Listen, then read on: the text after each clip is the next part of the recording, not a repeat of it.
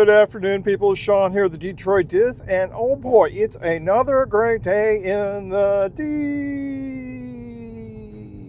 Okay, I think I elongated that as long as possible, you know what I'm saying? So, it's another great day in the D, and I have to say, it's another good one, if you know what I'm saying. So, yeah. So today is, man, I'm missing that. I'm missing the date here on my new car. It's really weird. It's like I don't have anything with the date on it. Like, what the heck's? Anyways, today is May the 1st. I do know that for a fact that today is the 1st of May. And what that means, it's a brand new month. Don't let it slip away so fast, right? Because that's what happened to April. It went away so fast. I mean, it was like amazing. Like, hello, May. Goodbye, April. April only had 30 days. No fools. No April Fools. Okay, anyways. So it's it's a cloudy day. If you could see in front of us how cloudy it is. And, yeah. So, man, there's a lot of things going on. I did not have any time to write any of them down. As far as I have no preparation today at all. Not even preparation H. No, I'm just joking. But I didn't plan anything at all. This is like complete rambling, ranting, just a complete, make it up as we go along off the top of the dome kind of stuff. Am I rapping yet? Probably not. I'm not even rapping or rhyming. So, yeah. So, I want to talk a little bit about, the new driving mobile, the new vehicular that we're driving right now. It's really amazing to me. I know a lot of people probably hate these kind of vehicles, but this is I want to call it a 75% or like a half electric vehicle, because it's more than just a hybrid vehicle. It's a hybrid plus, and that's what I'm going to call it. They call it a plug-in hybrid. I'm going to call it a hybrid plus, meaning that it's the regular normal hybrid that you would have as a hybrid vehicle that's, giving back and on the braking portion. But this most definitely is a hybrid plus, where you can plug it in and you too can make, you can store some battery juice in it, just a tad bit, and then the rest of the time you're on gas. But this vehicle supposedly can get up to change your mileage to 100 miles per gallon if using in the city, which is really great. But they say even though that in the wintertime you would be losing 30% of that. Even if you did, that's still 60 miles per gallon. I mean, 60 miles to the gallon, which is like humongously huge. I mean, I think Donald Trump would call it huge. I'd call it huge. Humongously huge. It's huger than huge. It's ginormously ginormous. It's off the planet. I mean, it's like so big, like I can't even spread my arms large enough. Anyways, so that's how much you're getting out of your gas mileage. And in today's economy, of $5 gas, which I think is overrated gouging, to be honest. I don't, I read a story on CNN, believe it or not, CNN, that was talking about we have enough oil here that's used for making gas, right? That we have enough oil here in the United States that we don't need their oil from outside the United States to make gas for cars here, which is interesting to say. Then why is it, CNN or anybody else reporting the same information, why is it that we have to go through and have our oil is at our gas, not our oil, our gas is at $5 a gallon here in the United States? They say, oh, it's the war. You mean by war gouging? We need to have the war on gouging. That's right. I mean, I understand, Anyways, So that's that's about that. Why our gas is so humongously huge priced. It's out of control. We need our governor to help us out with that.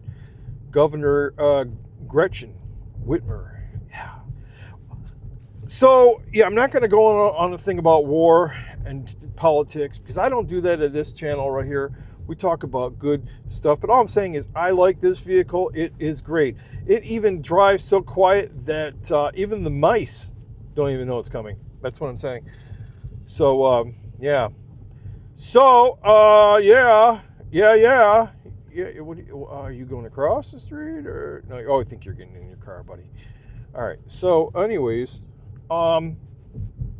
this is a different view. I don't feel like it's that different driving this. There is this thing called I don't know. I have to look it up. It's called the brake coach because braking.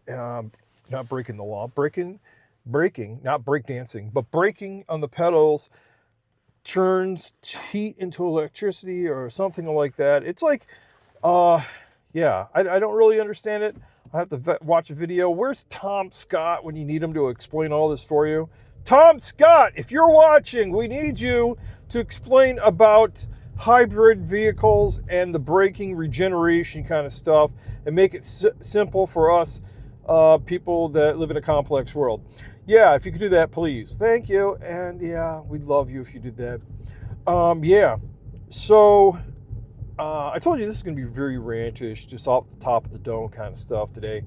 And I'm glad that you joined us. First of all, I want to say that if you are still here, we really appreciate you. And I should have started out with saying that we are trying to get to 1,000 subscribers so we can continue on and get to the 1,000 mark. And we right now, I think we're at 788-ish.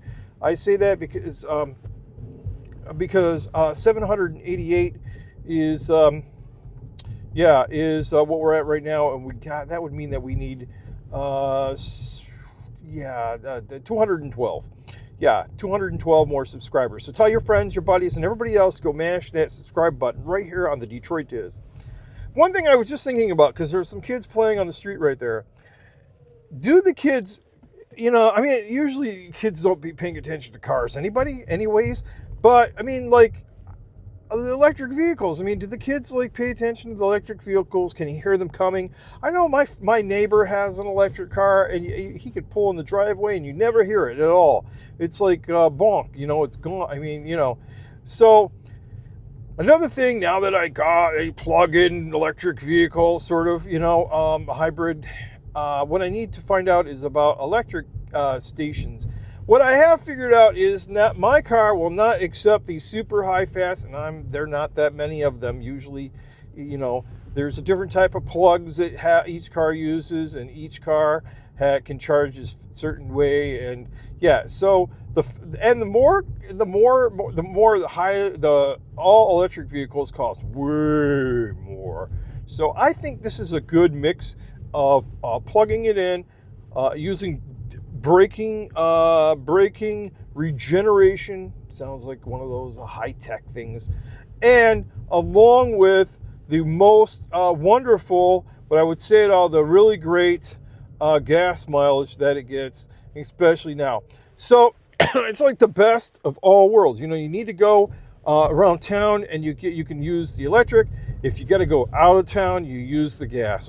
It's like a marriage made in heaven. And I'm going to see how long it takes me on a full tank of gas around town, how long it will last without going on a large 2-hour trip, a 3-hour trip, and also with the full electric charge. So I'll have to go. I don't have a charger at my house, so I will have to go and figure that out and report back on the new new car and everything else that comes with it. Anyways, so yeah, I know I'm talking a lot here because it's just me and you and I, and us together. It's like one of those songs that Kermit the Frog would sing. You and I don't know the song. I don't know. It's anyways. So yeah, it also took me some time, and I will one day. I think I'm going to make a video about my car setup. the car setup being one that, oh gosh, there's like a corgi. No, that's not a corgi. Anyways, the car setup here and how the mount fits in here and stuff like that. It is sweetums. It still fits in here really, really great, really great, and it's really great. That's all I can say. It's awesome. So yeah, the display on this vehicle. I'm driving in a brand new Escape from Ford. The screen is the controller of all things great. It has oh, by the way, the volume button, the actual volume knob, other than being on my steering wheel, is way over there for the passenger. It makes it easy. Like if you're jamming along and they're talking to you, and you're like, huh, what? They can turn it down so they can hear you and you can hear them. Kind of like, I almost feel like this screen is so long, it could be like this passenger's co-pilot. That's going to be what it is going to be in the future. The screens are going to go all the way across to the passenger side so they can be like the co-passenger. They will have the map. They will have in control of all the music and all the heat stuff and everything else like that. And that will allow the driver, hello, Ford, are you listening? I'm giving you a great idea. So basically, by making the screen super long, that takes, maybe they could double it and you could have two screens and you could have one for the passenger and one for you. It could be all the way along the front edge of the vehicle. That way, I should make a video about this. This is video worthy. But anyways, that way that they could, most definitely be able to do take over half of the duties. It'd be like working in an airplane where you're co-pilot. Well, they could be, instead of, usually you're yelling at your partner going, hey, are you trying to tell me how to drive? And blah, blah, blah, blah, blah, blah, blah, blah, blah. Well, now you're working as a team because they have part of the controls, but just not the steering wheel, the brakes, or the gas. Maybe they would feel kind of part of the team. Or maybe not. Maybe they would just be falling asleep watching YouTube videos. I don't know. Maybe they could only watch YouTube on their part of their screen, and you wouldn't be able to see that because it would be deflected, and you wouldn't. I'm just making this up as I go along because this screen is 13.5 inches long by about 8 inches tall. It's huge. It's humongously huge. Anyways, I thought that was interesting to talk about this display by itself. It's the biggest display that I've seen. And it does all sorts of crazy things. And the brake coach, that's another thing. I don't know about the brake coach. It's like telling you how to brake and how much energy you brought in. But it's not adding up into the battery. That's the weird thing. How many brake coaches can I use? Or how many times can I brake until I gather enough energy up to utilize them back on the EV portion? I don't know how that all works. I need somebody to help me out and explain it all. Hello, Ford, brake coach help. So, oh God, let's get away. So anyways, that is something else that we have to figure out. Okay. So, what else are we talking about? Yeah. This is a lot of traffic in front of me. You can see the traffic at this. The car in front of me, you can't see that. It's like where my head's at. I don't suggest going because the traffic is so jammed up here. It's not, you don't pull out in this kind of traffic. Anyways,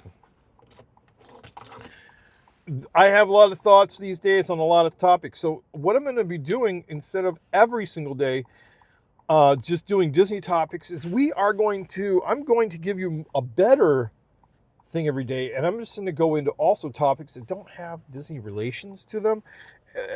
They won't be part of the I will pick up like 1 or 2 Disney super important stories per day, and then I will come up with some other stuff to talk about that's not even Disney related, but to me it was very interesting subjects of the day, you know what I'm saying? And so that's exactly what we'll be doing, and we will be able to talk about those things, you know what I'm saying? I'm sure you do. I say I know you know what I'm saying a lot. It's just one of those things. Okay, can we get across there? Oh yeah. Not if the other person next to me wants to go to the the same at the same time. That was kind of weird. It's crazy. Because they have the inside lane and I have the outside lane. Okay. Anyways. Wow, there's even construction below the freeway. I wonder if that's because they're doing construction on top of the freeway, on the freeway ramps. Anyways, yeah. So the drive home is always longer than the drive to work. I don't know why that is. I think it's because I drive a different way home sometimes than I do driving to work. Trying to get to work, you're always like, yeah, we got to get there. And driving home, you're like, yeah, we'll get home. Unless I have to, this like long way that I just took. If there's another way I take, it's much faster, but this was very slow. And then also, like there's some train trackies up here that, I might have to stop for because the train comes through and then we might have to, stop. Anyways, brake coach, 100% energy returned. I don't know how that really helps us along, but eventually, I guess it does. 100%. I'm going to have to look into that. That's really getting me. I don't know what it's all about. But anyways, it's about something or other. So this vehicle, I do like it. This is smooth driving. It sounds wonderful. It sounds like I'm mowing with my electric lawnmower. That I do have. But let me tell you about electric lawnmowers for a minute. So I always use gas power, but what's so great about the electric lawnmower is there's no gas involved. There's no taking it to the place to get it tuned up with an engine. You don't have to worry about in the wintertime it shutting down for you when you get up in the springtime and you go to mow your grass. There's no concerns about it whatsoever. It just mows the grass. And it's a great thing. And you just have to buy the batteries. And the mowers cost more, but what about all the headaches that you have trying to start your lawnmower? That just makes up for it. I mean, don't you want to pay money to not have to have the headaches of having a gas mower when you can have an electric mower? Yeah, and it makes less noise, meaning that you can cut later in the day and your neighbor is not going to be like, God, I wish that guy didn't cut so early in the morning, or not to be late at night. And your neighbor's on different shifts, don't complain. So it's a bunch of positives just to, to basically use one of those, use an electric mower. So I like the electric mower. My neighbors like it because I have it, and I like it myself because all the headaches are gone. Okay, we're going to be able to go, or are we going to wait? Oh, there's somebody crossing the road. Let's see here. Are they going to go? You decided to go. You can go. Come on. You're a superstar. You went. I told you when to go, and you went. I told you when to go, and you went. On the left-hand side of the road here, they're doing a project, and they're going to build another bunch of upscale condominiums really close to the gas station, the super expensive shake and bake gas station. Yeah. So we'll see how that turns out. Oh, wait a minute. End of road work. Okay, I guess we just went through the road work. That's a positive plus. Road work ahead. Don't tell me there's more road work. We have a lot of construction going on everywhere. It's a lot. Do I say a lot? It's huge. There's so much road work going on. It's really big.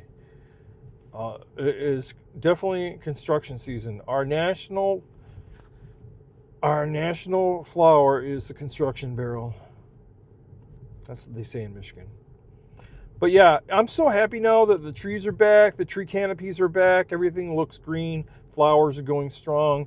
Even though it is kind of cold, it's been kind of droopy cold. And we've had some frost advisories come out, so your flowers are not going to be blooming 100% just yet. They might be suffering an attack from the frosty guy. But yeah, an attack from the frosty guy, not the Stay Puft Frosty or the 7-Eleven Frosty, but the Frost, Mr. Frost, Jack Frost, that is. Okay, anyways, so yeah, everything's becoming look really, really great. I love the Japanese cherry blossom trees, the white blossomy trees, everything. And then pretty soon, the really hard part that you got to get through before all the trees is the attack of the white things, otherwise known as what are those things called?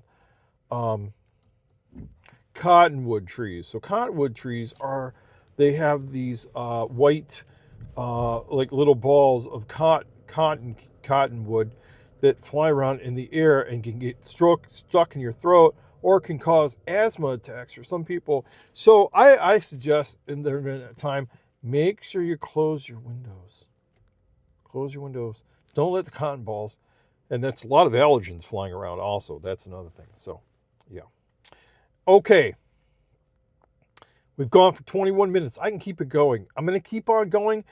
My battery on my phone may not have enough juice, so if it's all of a sudden ba-bong gone, hey, that's the way it is. But anyways, I wanted to make a video. It's been quite a few days. It's almost been a week, actually. I haven't made any videos this entire week.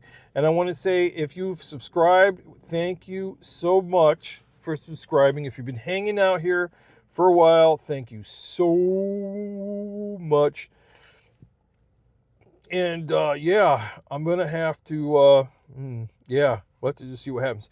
Anyways, and I've been using Google Gemini to help out a lot these days. Thank you for the Gemini designers and the people who have made Gemini a great thing. And yeah, so we do have a trailer hitch on our vehicle. While I don't think I'm ever going to be pulling a big huge trailer, it could be a small trailer with a bike thing on it. That would be kind of cool. I do not want to have anything small, I don't know, there's a limited range of how much I could tow on there, and maybe I will do it, maybe I won't do it, I don't know. Just do it, come on. Yeah. Yep. So anyways, I'm almost home. I just want to say thank you guys. Thanks so much. You guys are the greatest. You guys are the best. You're the, anyways.